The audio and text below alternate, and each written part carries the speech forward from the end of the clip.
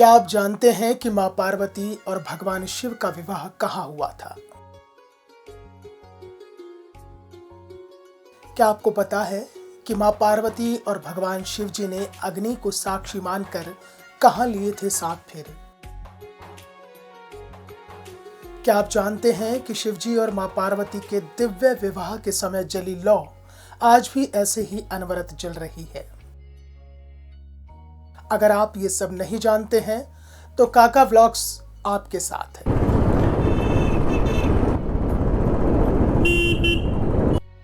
हम आज आपको कराएंगे उस धार्मिक स्थल के दर्शन जहां हुआ था मां पार्वती और भोले बाबा का विवाह। बताएंगे आपको त्रेता युग के उस दिव्य विवाह के बारे में, तो आप हमारे साथ बने रहिए। वीडियो को अंत तक जरूर देखें और अगर आपने हमारे चैनल को सब्सक्राइब और लाइक नहीं किया है तो उसको जरूर कीजिए।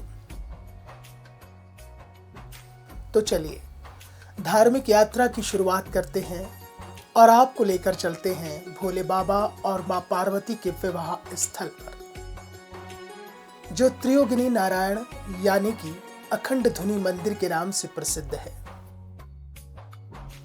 उत्तराखंड के रुद्रप्रयाग जिले के गांव त्रियोगिनी नारायण गांव में स्थित ये मंदिर भगवान विष्णु को समर्पित है। भगवान नारायण भूदेवी तथा लक्ष्मी देवी के साथ विराजमान हैं।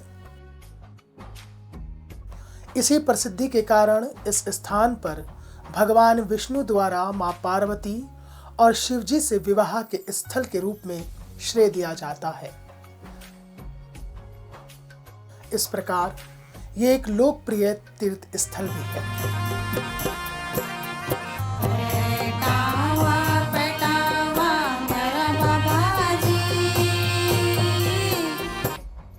पौराणिक कथाओं और मान्यताओं के अनुसार त्रेता युग में हुए दिव्य विवाह समारोह में भगवान विष्णु जी ने मां पार्वती के भ्राता यानी कि भाई के कर्तव्य को निभाया था, जबकि ब्रह्मा जी इस विवाह यज्ञ के आचार्य यानी कि पुरोहित बने थे। रुद्रप्रयाग जिले के इसी छोटे गांव त्रियोगी नारायण में मां पार्वती और भोले बाबा ने अग्नि के 7 फेरे लिए थे। त्रेता युग का ये अग्निकुंड भी अपने आप में विलक्षण, अद्भुत और आश्चर्यचकित कर देने वाला है, क्योंकि उसका कारण ये है कि इसकी सतत जलती लौ यानी कि आग, माना जाता है कि दिव्य विवाह के समय से ही ये लौ अनवरत जल रही है। इस प्रकार ये मंदिर अखंड धुनी मंदिर के नाम से भी प्रसिद्ध है। इसलिए प्रसाद के रूप में यहाँ लकड़ियां चढ़ाई जाती हैं और प्रसाद स्वरूप अग्नि कुंड से राख को श्रद्धालु प्राप्त करते हैं।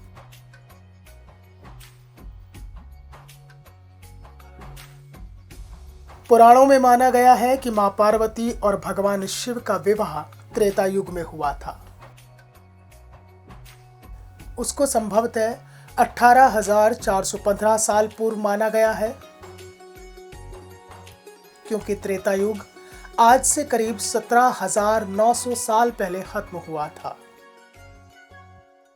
इसलिए ये तीर्थ स्थल किसी भी रूप में 17,900 साल पुराना ही है।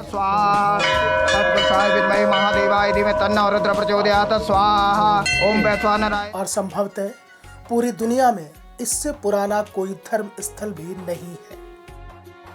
हालांकि अगर उत्तराखंड सरकार जलती हुई जोत की कार्बन डेटिंग निकाले तो असली वर्ष के बारे में पता लग सकता है। किंवदंती में हिंदू पौराणिक कथाओं के अनुसार देवी पार्वती हिमावत या हिममान की बेटी थी,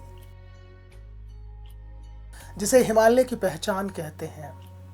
कहते हैं कि देवी पार्वती ने शुरू में अपनी सुंदरता से भगवान शिव को लुभाने का प्रयास किया था, जिसमें वो असफल हो गई थी। तत्पश्चात देवी पार्वती ने गौरी कुंड में कठोर तपस्या करके भगवान शिव को जीत लिया था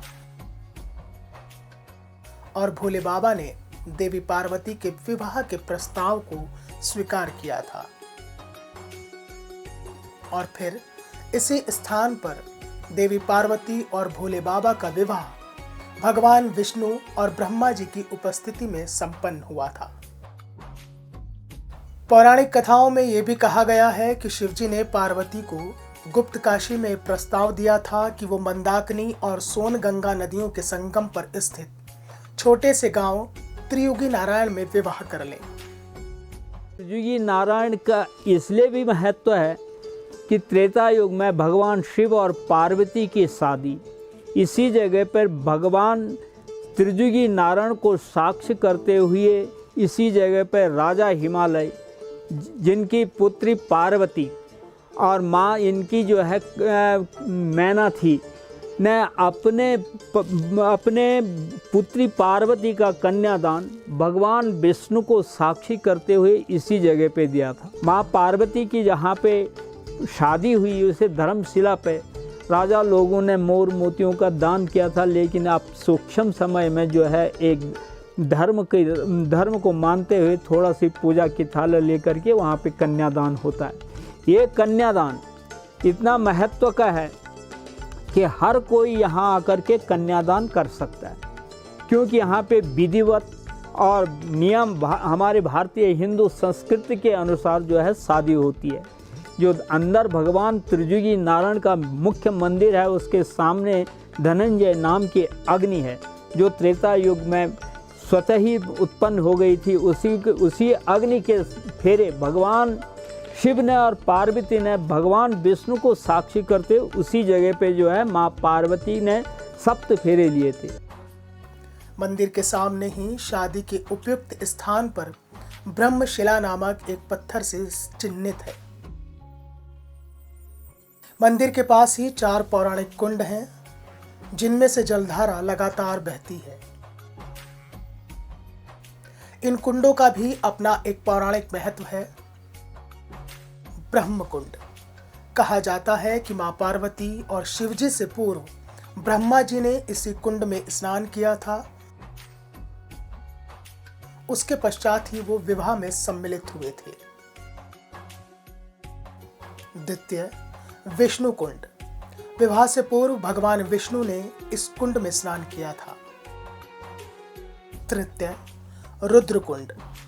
विवाह में उपस्थित होने वाले सभी देवी देवताओं ने इस कुंड में स्नान किया था। इसके पास ही नारद कुंड है, जहां पिंडदान भी किए जाते हैं। मंदिर के ऊपरी भाग पर स्थित है सरस्वती कुंड। ऐसा माना जाता है कि सरस्वती कुंड का निर्माण विष्णु जी की नासिका से हुआ था। ये तो रहे मंदिर के बाहर के कुंड, लेकिन 2 कुंड ऐसे भी हैं जो गुप्त कुंड हैं। इनमें एक अमृत कुंड है और दूसरा है सूरज कुंड।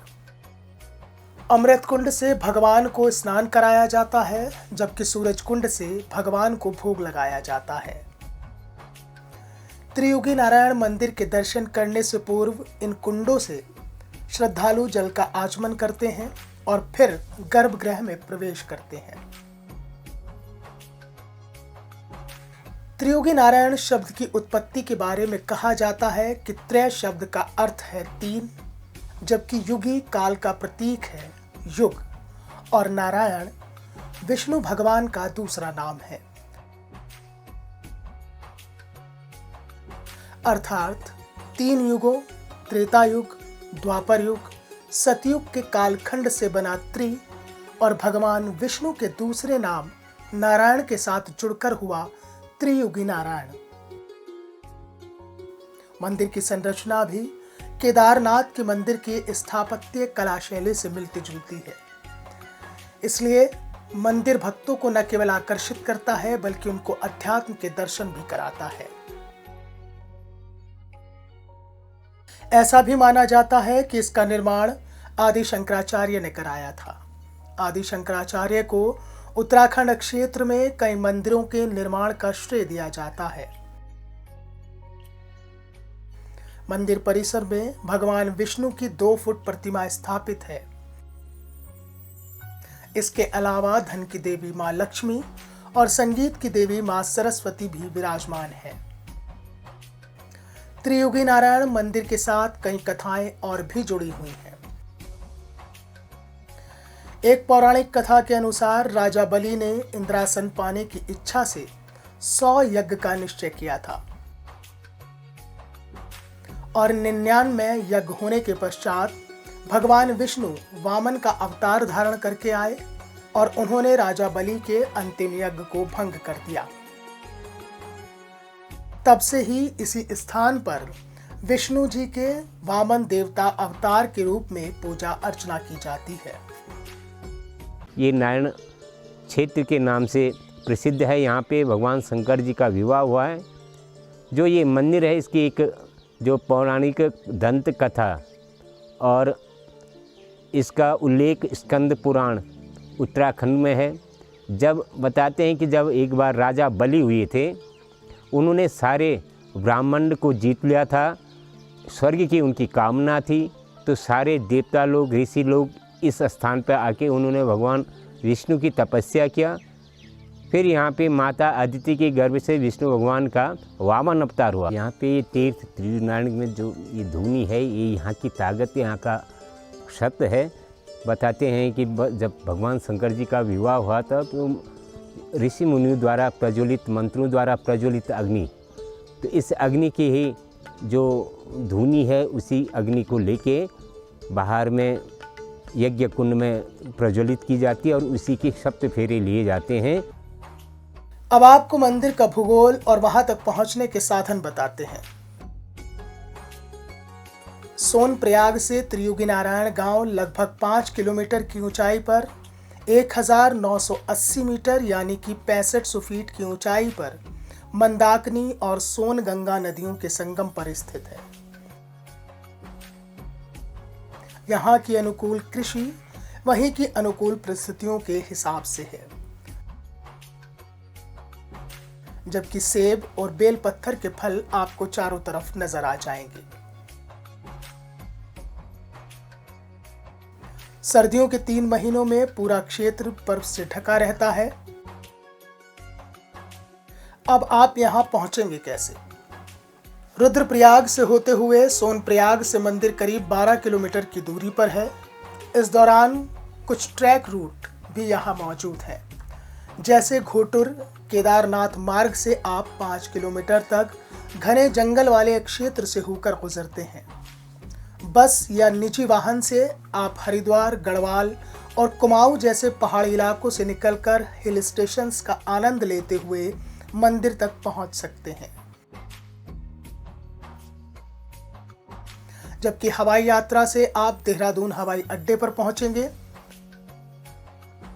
जबकि रेल मार्ग के जरिए आप ऋषिकेश आएंगे और फिर यहां से आपको अन्य साधन से मंदिर तक का सफर तय करना होगा। तो काका व्लॉग्स पर ये थी मां पार्वती और भगवान शिव के दिव्य विवाह स्थल यानी कि त्रियुगी नारायण मंदिर की कहानी। आपको ये धार्मिक यात्रा कैसी लगी कमेंट बॉक्स में कमेंट करके जरूर बताइएगा। चैनल को सब्सक्राइब कीजिएगा। फिर मिलेंगे रोचक किस्सों और कहानियों के साथ।